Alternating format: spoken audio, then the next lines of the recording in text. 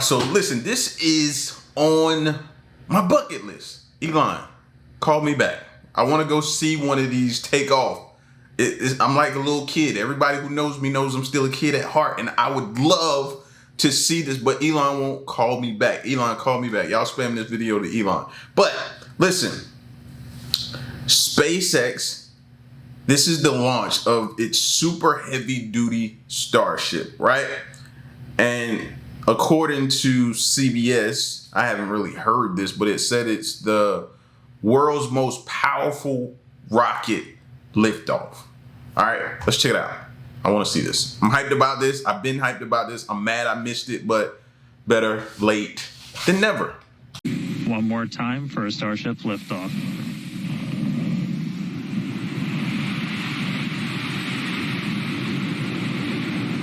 T-minus 15.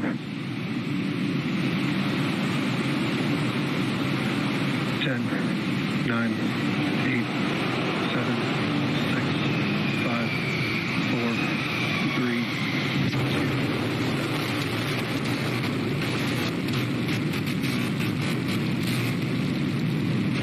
We have liftoff.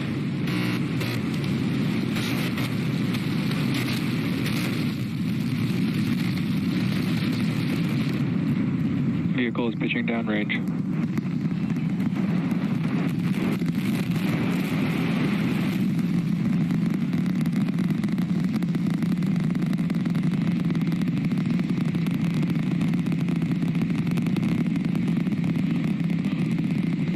All right, 30 seconds into flight. The rumbles are still building here in the Raptor's nest.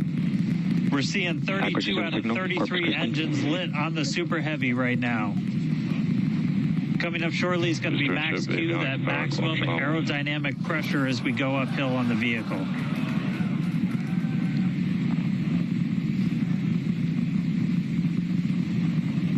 Max Q. All right, we just passed through max Q, so we're going to continue on up. We still have about a minute and 30 seconds until we get to stage separation. Starship now flying faster than the speed of sound. I don't care who you are, bro. This is the coolest thing happening right now. Forget everything else that's happening in your life. You know what I mean? These takeoffs and these launches are some of the coolest things you'll ever see. You get the camera angles. You get to see the takeoff, the explosion of power as it goes, bro. I'm surprised those things don't cause like little miniature earthquakes when they take off.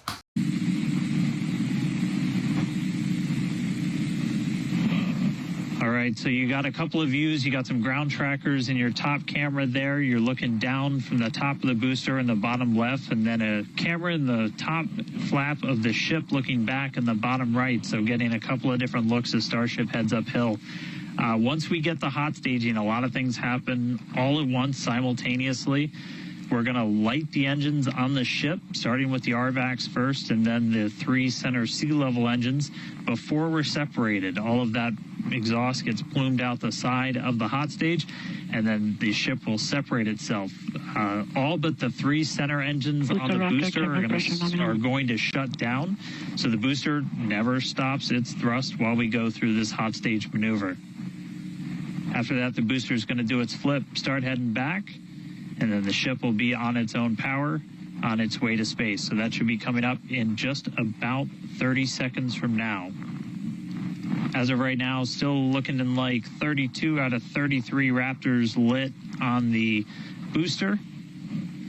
And we'll start to see those stagger down. They're going to turn off in banks, so you'll see the lights on the bottom left screen of the engines that are active start to turn off in different groups, and you'll see those 3 center ones lit. Like, I'm bracing myself right now. I clearly don't know if this is gonna go bad or not. So I'm like bracing myself because that camera is pretty up close. So if an explosion takes place, we're gonna see it like firsthand, up close and personal. So I'm bracing myself right now. Booster engine cut off. Ship ignition. Stage separation confirmed. Booster bar start up. Acquisition of signal. Houston.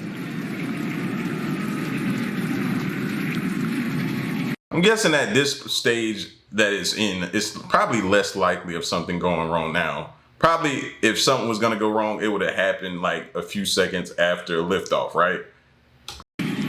Hot stage confirmed. Ship under its own power. Booster boosting back. Looks like all 13 are lit. Kate, we got a booster on the way back to the Gulf and a ship on the way to space. Acquisition signal. Status.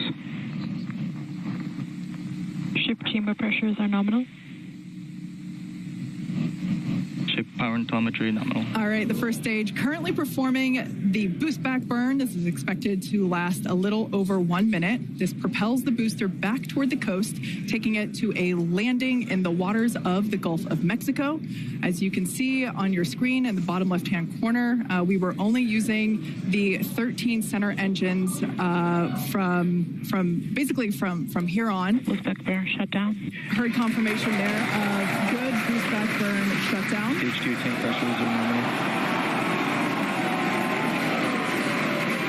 Don't y'all feel like y'all missing out? I feel like I'm missing out on the greatest party going on. Sound like New Year's Eve in there, man. Ball about to drop, bro. They having a good time. I feel like I'm missing out. Come on, Elon, man. Call me back. I want to go to one of these. Lots of excitement. So right here,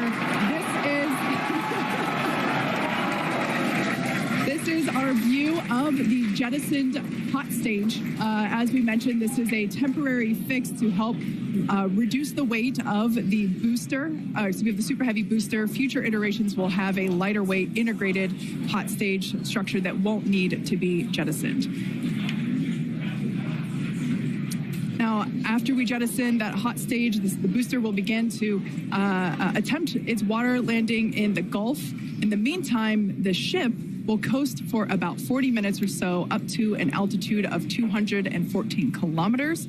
And after its coast phase, it will attempt a controlled re-entry, including a flip maneuver and a landing burn just before splashing down in the Indian Ocean. But as a reminder, we are not attempting... Trajectory nominal. Good news there. Trajectory is looking good for the ship, which is on the right-hand side of your screen.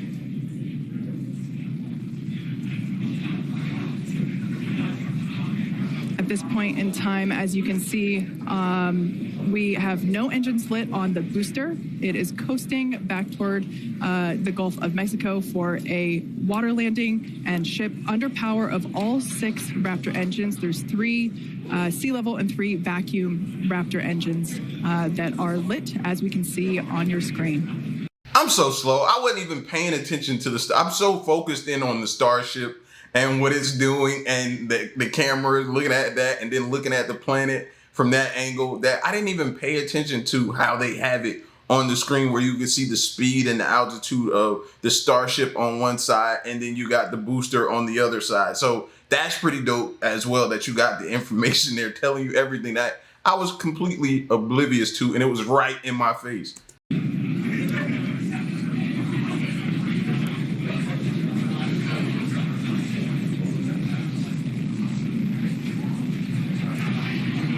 These views have been looking incredible.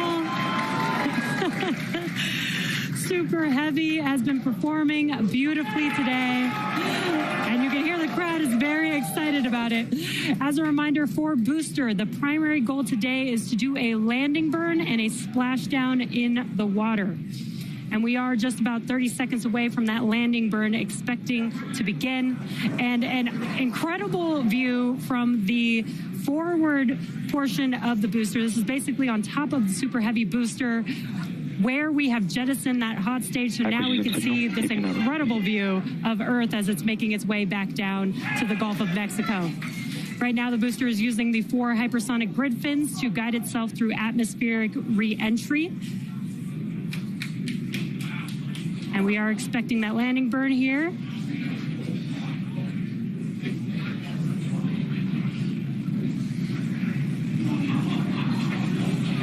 And we will be igniting 13 engines, and this is a great view. On your left-hand side is 3 views from the booster, and your right-hand side a view from the ship.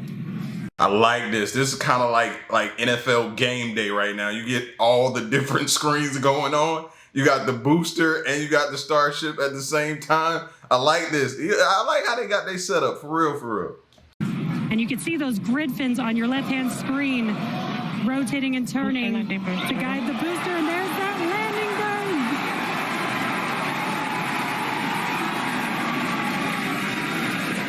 That landing burn just begun, and you can see the water below.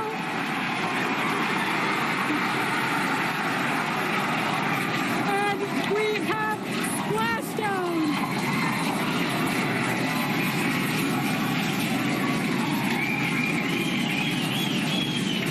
What an incredible sight!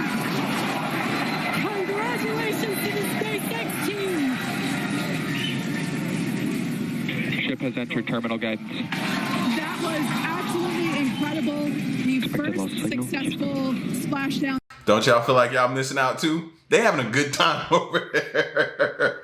Hey, that splashdown was that was pretty dope, bro. To see it control itself coming down, or at least that's the way it looked to me. The control coming down and everything like that.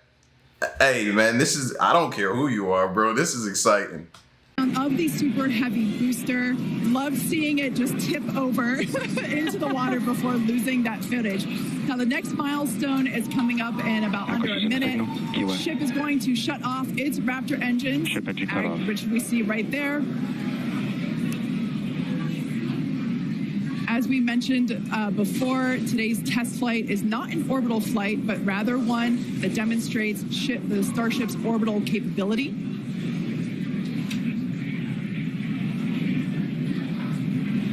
So right now we are under power with just the 3 center Raptor engines. Expecting those, and just there we can see that those have also successfully cut off.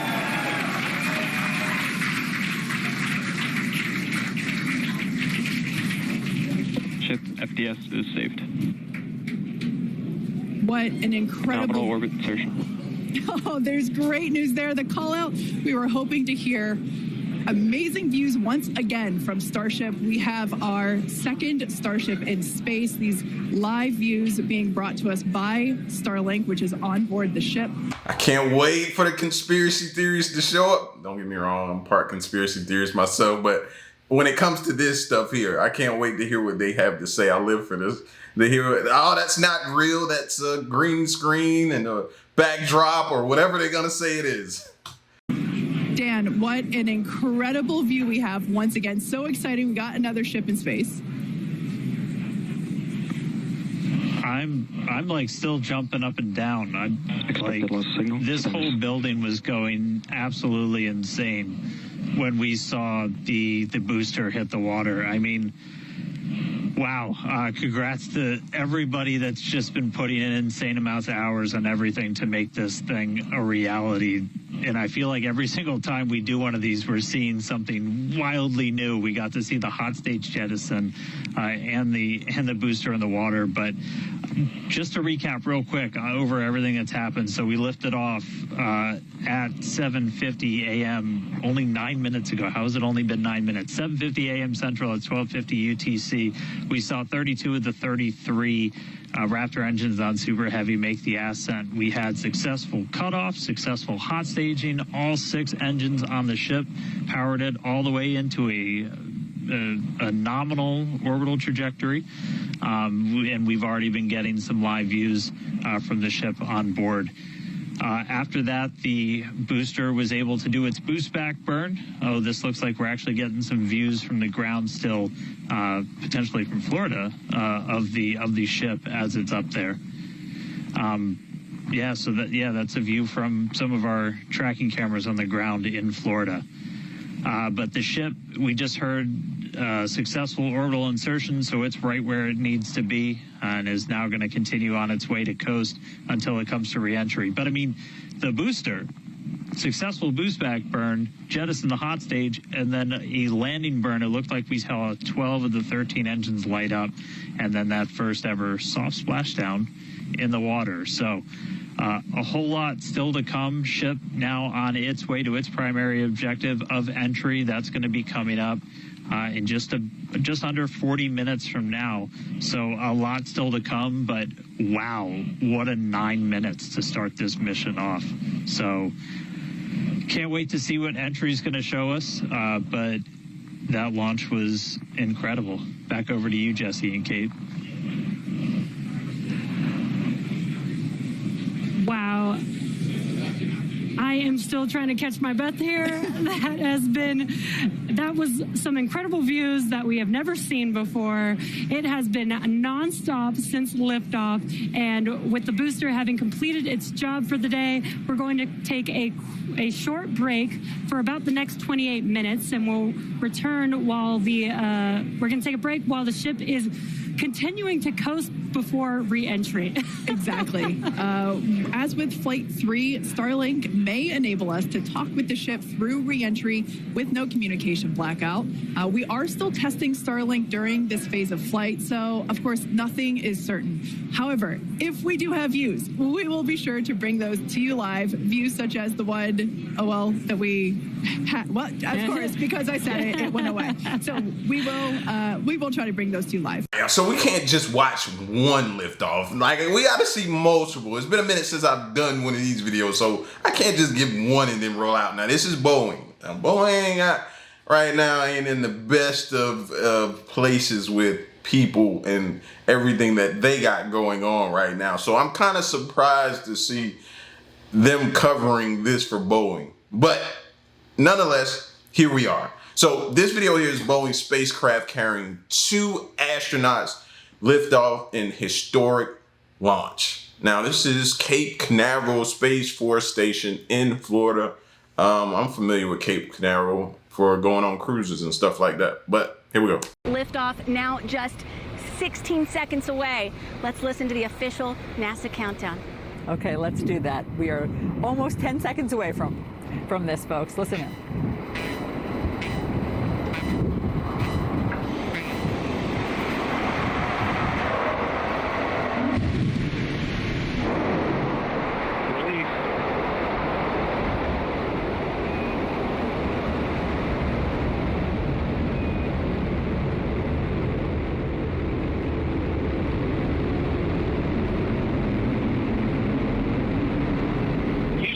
Starliner roll.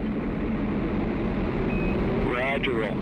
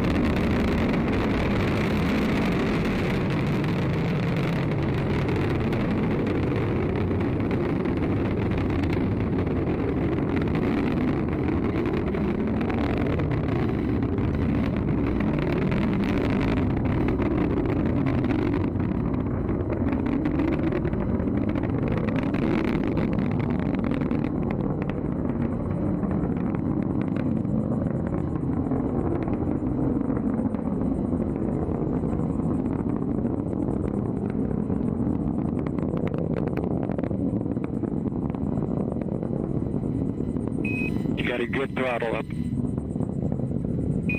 Good throttle.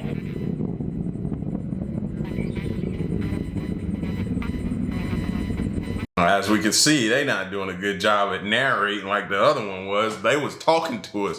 But I don't care who you are, bro. That liftoff is a real, like, hold your breath moment. I'm not even there, and I feel like I need my vitals checked and EMS on standby and the EMTs and stuff like that, bro. I just feel like you holding your breath at any moment because something could go wrong or something could happen. I don't know if I couldn't be on staff and work there, fam. I don't know if my heart can take it.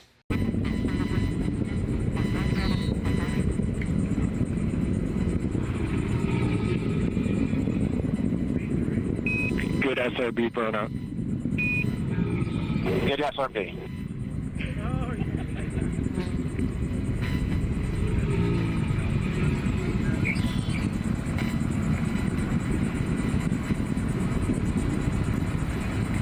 Well, that was goosebump inducing. And Kristen, it caught us a little bit by surprise because we didn't hear the 10, 9, 8 countdown. But what a view already from the spacecraft looking back at Earth. And it seems like, I mean, you know better than us, but did this go off without a hitch? Well, it's still very early into the mission, but so far everything looking very good, nominal, as they like to say at NASA. I mean, just think about this, Allison. This launch a decade in the making. This is really the beginning of NASA's dream of making commercial spaceflight a reality, and not just a reality with SpaceX, but with multiple providers. They want that redundancy. They want the ability for NASA astronauts to have some options in case something goes wrong with one of those other spacecrafts. So what we're seeing right now, everything looking really good, but we still have some critical moments ahead, and I just want to walk you through what we're about to see. So this is Boeing Starliner spacecraft and the capsule on top of the rocket. This is where the two NASA astronauts, Butch Wilmore and Sunny Williams, are right now. But momentarily, this capsule is going to separate from the rocket, the Atlas V rocket, built and operated by a different company, the United Launch Alliance.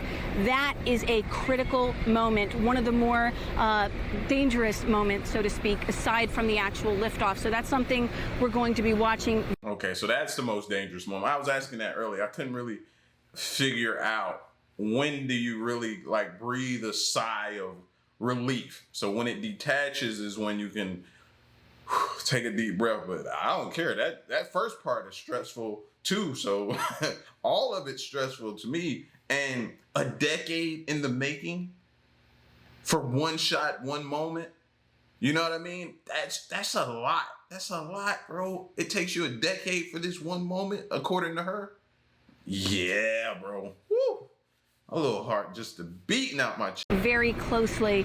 But if all of that goes according to plan, you have MECO, main engine cutoff, then what you're going to see is Butch Wilmore and Sunny Williams finally getting to test out Boeing Starliner spacecraft in space. And they're going to be spending about 8 days up at the International Space Station, testing out the spacecraft itself, but also delivering some cargo to the crew that's already up there. And, you know, Allison, they're bringing a lot of supplies, but one of the things that's most important right now, it's easy to kind of laugh about this, but, you know, going to the bathroom up at the International Space Station is pretty important. And up there, they recycle all of the astronauts' urine, turn it into drinking water, but there's a problem with that recycling pump, the urine recycling pump, so to speak. So they're bringing up a replacement part to hopefully rid the astronauts up there of all the... So it's not a guarantee that they're going to be able to fix it? That'll be interesting, man. That is interesting right there, because if they don't get it fixed, how are we going to go? Huh? How are we just going to have a little... it floating around? Because it's got to come out. It's got to go somewhere. Oh, that. I hope they fix it, but that would suck if they don't, man. Bags of urine that are sitting around the space station right now. So it's not just the astronauts that are going up to the ISS, but cargo as well. So right now we are past max Q. That's the point of when the most stress is placed on the rocket. So a huge milestone there. And you can apparently see the entire U.S. coast from the rocket. I don't have a good display of it right in front of me, Allison, but so far this is looking really, really good. And so, you know, for Boeing, this is a space flight that they really needed to go successfully. They needed to prove that they could compete with Elon Musk's SpaceX. And, you know, this is also just coming at a tremendous moment for spaceflight in general, because you have another big launch scheduled for tomorrow. She's being generous. They needed some good press. That's what Boeing needed, some good press. With everything going on, yeah, that's what she wanted to say. I'll say it for you, ma'am. SpaceX's Starship, which is going to someday land NASA astronauts on the moon and perhaps someday go on to Mars. So that's really a critical piece of this puzzle here, Allison, because NASA needs Boeing Starliner to work so it can focus on Artemis and some of those other missions as well.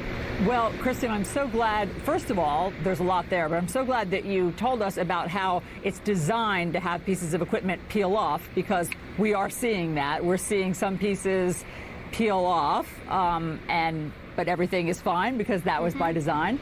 And of course, I'm glad that you told us about the urine filtration system that I really think needs to work. That also feels very important.